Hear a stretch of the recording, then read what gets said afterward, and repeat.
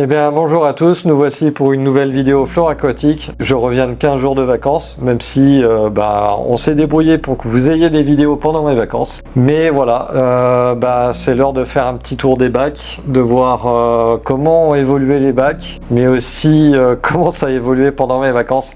Il y a du bon. Il y a du moins bon. Par exemple, ils se sont bien chargés de remettre de l'eau osmosée dans les bacs pour entretenir les niveaux des bacs, ça c'est nickel. Ils se sont bien chargés de nourrir les bacs, ça par contre, ils ont bien chargé. On est devant notre bac à bucéphalandra. Alors là, franchement, pour le moment, rien à redire. Tout le monde va bien. Les plantes continuent à faire leur petite vie, à faire leur petite croissance. Elles ont commencé un petit peu plus à pousser. En dehors du fait qu'on commence à voir un petit peu des algues qui se déposent sur les carreaux, il n'y a rien de spécial. Donc pour les algues, je vais mettre des Neritina tout simplement dedans. Et on va retrouver nos petits Rasbora, Micro Rasbora Galaxy. Vous allez comprendre pourquoi tout à l'heure. Voilà, sinon le bac va bien et on va bientôt implanter de nouvelles bucéphalandra. Vous allez voir ça prochainement. Alors, maintenant on est devant le bac à Locaridés. Alors, bon, comme ce sont des poissons qui n'ont pas besoin d'entretien particulier, en dehors de changements d'eau réguliers. Rien de spécial à constater, aussi un petit peu d'algues qui se déposent aussi devant, donc on va faire pareil. On va gratter un petit peu et puis peut-être mettre 2-3 Black Racing. Voilà, ils commencent un petit peu à se manifester. Les problèmes que vous pouvez rencontrer quand vous partez en vacances. En ce moment, on est en été, il fait chaud. Vous allez avoir, outre le fait d'avoir des montées de température dans vos bacs, on a aussi un phénomène d'évaporation. Ici, ça va, il n'y a pas de problème, on a de l'eau osmosée, il y a toujours du monde, donc on s'occupe des bacs, on rajoute de l'eau. La pièce est climatisée, donc la température de l'eau ne varie pas. Par contre, chez vous, quand vous partez en vacances, surtout en été, assurez-vous d'avoir quelqu'un qui puisse venir voir si tout se passe bien. C'est très important. Combler l'évaporation, vérifier que les filtres marchent, parce que j'ai eu un filtre qui a cavité, donc il marchait plus, j'ai dû le nettoyer de A à Z et le redémarrer. Vérifier que les températures soient pas trop hautes, parce que si votre bac monte à plus de 30 degrés, il y a beaucoup d'espèces qui ne tiendront pas. Donc il faut soit climatiser, soit vous aider de petits ventilos qui permettent de refroidir les bacs, mais qui vont générer de l'évaporation, soit tout simplement aérer votre chez vous. Donc ça nécessite effectivement que quelqu'un vienne voir comment ça se passe. Là on les voit, ils commencent à sortir. Je sais pas si vous le voyez là, mais le pléco commence à devenir assez costaud. C'est lui qui prend les rênes maintenant dans le bac. Il a sa voile toute sortie et c'est lui qui s'empare de la nourriture en premier. La cohabitation se passe bien, chacun établit son territoire, donc je distribue la nourriture à droite à gauche. Et franchement, pour l'instant, il n'y a rien à redire. Mais il est magnifique ce pléco léopard. Alors, nous voici devant d'abord le bac à Davidi. Il n'y a pas grand chose à dire, il y a juste tout ce qui est mousse qui commence à bien se répandre. J'ai pas eu le temps de faire l'entretien de tous les bacs encore. Je vais en enlever une partie, histoire de permettre aux plantes qui sont dans le bac de pouvoir un petit peu profiter, d'avoir un petit peu de lumière. Les crevettes vont bien, les rotalas poussent lentement parce que je n'ai pas mis le CO2, donc c'est normal. Je vais le récupérer un petit peu plus tard. Voilà, pour ce bac là, il n'y a pas grand chose à dire. Quand je suis arrivé, il y avait le filtre qui cavitait en fait, donc il ne fonctionnait plus et apparemment depuis un bon petit moment, donc j'ai été obligé de le nettoyer complètement et j'ai fait un démarrage rapide avec des bactéries. J'ai fait un gros nettoyage, chose que j'aime pas trop faire parce que en termes justement de bactéries, c'est pas génial. Quand on fait des changements d'eau et qu'on nettoie le filtre en même temps, c'est pas extraordinaire, mais j'étais obligé de le faire quand même. Donc j'ai fait une grosse taille des rotalas. J'en ai déraciné quelques-unes qui commençaient à se répandre. Et d'ailleurs, vous voyez, devant, c'est complètement libre. Donc tout ce qui est utricularia va très rapidement coloniser cette partie-là, je me fais pas de soucis. Les rotalas vont rapidement aussi redémarrer et elles bullent déjà relativement bien, donc c'est bon signe. Et du coup, j'ai fait un bon changement d'eau avec ensemencement en bactéries derrière. Donc pour l'instant, tout le monde va bien et il n'y a pas de raison que ça ne marche pas d'ailleurs. C'est pas toujours évident de remarquer qu'un filtre ne fonctionne plus, mais ça peut créer de gros problèmes quand vous n'êtes pas là. Donc c'est toujours pareil. Si vous avez quelqu'un qui peut vérifier que tout fonctionne correctement, c'est franchement une bonne aide. Nous, on a de la chance, on a tout sur place, des bactéries, il n'y a pas de problème. Si vous n'êtes pas équipé et que vous arrivez dans cette situation-là, ça peut devenir catastrophique. Voilà, donc faites bien attention. Si le filtre s'arrête, il faut que la personne soit capable de la redémarrer, de redémarrer le filtre et tout ça. C'est pas évident de trouver quelqu'un qui s'y connaît en aquario. Maintenant, voilà, si vous avez cette chance-là, vous pouvez partir. Moi, je suis parti 15 jours, il n'y a pas de souci. Alors, notre bac à Phéosémion Austral, pas de souci non plus. Il tourne très bien. Donc, j'ai absolument rien fait et j'ai rien à faire. Si, virer l'homops, ça fait un moment que je le dis. Un jour, je le ferai. Mais sinon, non, les poissons vont bien. Le mâle est toujours là, en train de faire sa parade. Dès que je nourris, il y a les 2 femelles qui sortent. On le laisse ainsi, on fait l'entretien d'usage, un petit changement d'eau de temps en temps, on les nourrit, et puis voilà. Vous avez vu le bac, on a fait donc 2 vidéos sur ces poissons-là, les gouramis chocolat. Donc tout se passe très très bien, ça se passe tellement bien qu'on voit même pas les poissons. Alors je vous rassure, ils sont toujours là, ils sont bien en vie, mais ils sont planqués en permanence. On les voit très rarement sortir de leur repère, uniquement pendant les repas en fait. Mais voilà, donc le bac va bien, les salviniens ont totalement colonisé la surface. Donc de temps en temps j'en prélève un petit peu, mais ça a l'air de plaire aux poissons. Voilà, donc rien à dire. Alors je ne sais pas si vous vous souvenez du bac à Rasbora Galaxy, Micro Rasbora Galaxy, le voilà. J'ai pas attendu qu'on prenne des images pour le vider et le nettoyer.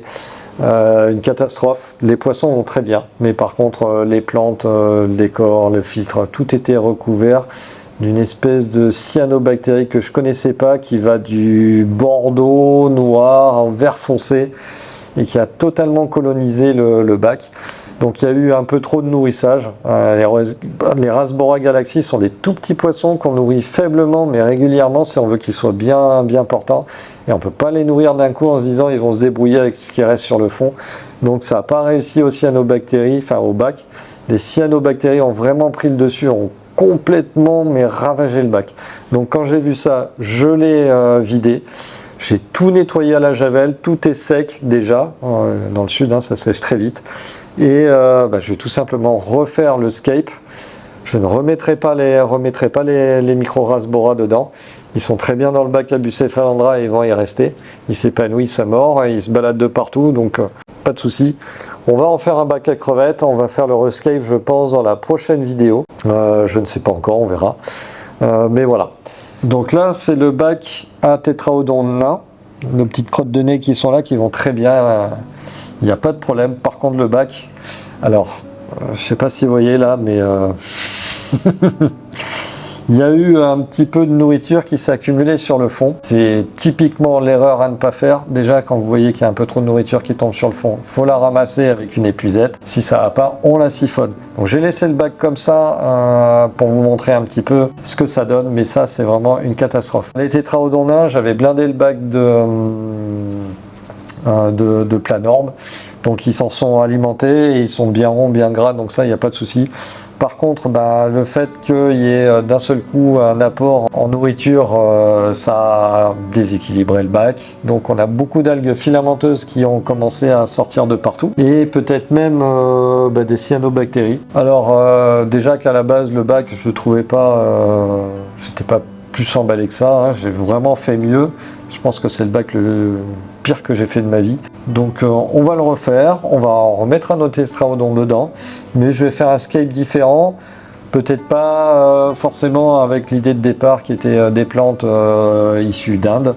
On va faire un petit hardscape un peu plus sympa, puis on laissera nos petits tétraodons s'épanouir, et puis on les changera de bac une fois qu'ils seront bien adultes et bien affirmés. On est devant le bac à Alocaridina rubra, donc c'est un bac, moins vous en occupez et mieux ça se passe, donc comme personne s'en est occupé, c'est parfait. Tout va bien, j'ai juste eu à remettre un petit peu d'eau pour réajuster le niveau. Alors oui, les carreaux sont un petit peu sales, ok, c'est pas cool de la part des professionnels, mais honnêtement, ce genre de bac, vous pouvez à titre pour vous personnel nettoyer le devant, mais après il faut le laisser faire comme ça.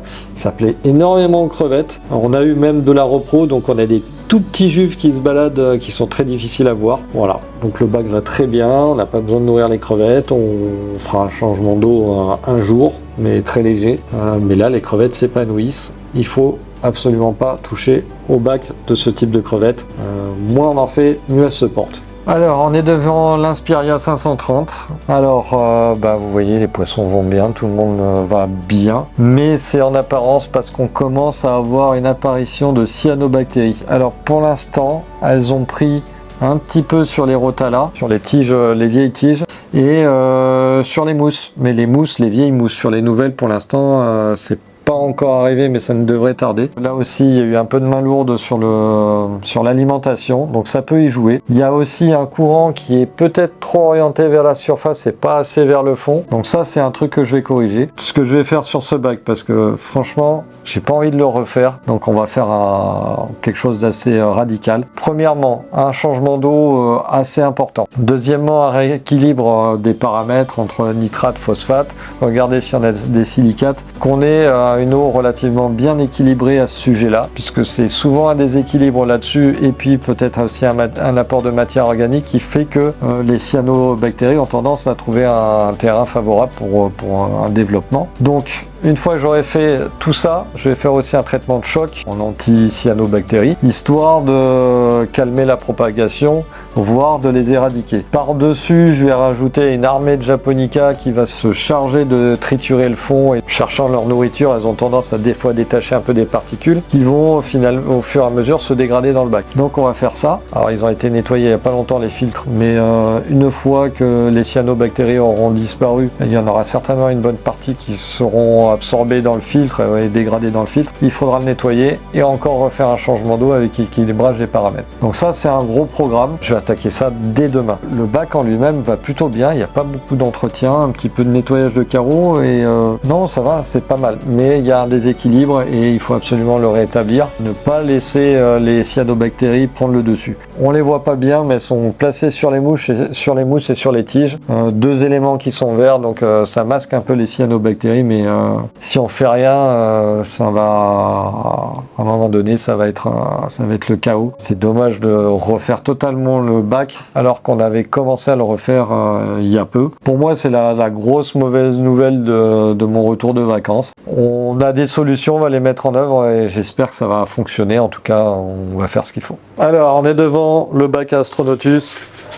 Bon, fidèles à eux-mêmes, il n'y a pas de problème. Le bac, lui, va relativement bien. Alors j'ai un petit peu des diatomées qui se développent là sur les anubias, je vais les frotter, siphonner un petit peu le fond parce que ces poissons mangent mais aussi ils font de gros caca. C'est un bac facile d'entretien donc il n'y a pas de problème. J'ai nettoyé déjà un filtre hier, il y en a deux hein, donc au moins je peux faire des changements d'eau, il n'y aura pas de déséquilibre, il n'y a pas de souci. Donc voilà, le bac va bien, les poissons vont bien, il n'y a pas de problème. Et pour finir, on est devant le bac de Sylvie. Eh ben écoutez, regardez, hein, ça va bien. Alors un petit peu de saleté devant sur les carreaux. Là, ici, c'est normal parce qu'on a quand même de la lumière du jour qui a tendance à éclairer un petit peu le bac. Donc ça fait partie de l'entretien courant, mais sinon tout va bien. Les poissons ici sont bien nourris à la juste dose, donc on n'a pas de déséquilibre dans les bacs. Sylvie est derrière, elle fait ouais, et elle a raison. On a les mousses qui ont tendance à bien se répandre, donc j'en ai enlevé une partie. Il me reste encore une petite partie à en enlever et voilà. Là, le bac va super bien et très bien entretenu, donc il n'y a pas de souci. Voilà, ce petit tour des bacs touche à sa fin. Comme d'habitude, hein, je vous donne rendez-vous tous les mercredis et les dimanches soirs à partir de 18 h pour de nouvelles vidéos. Allez, à bientôt!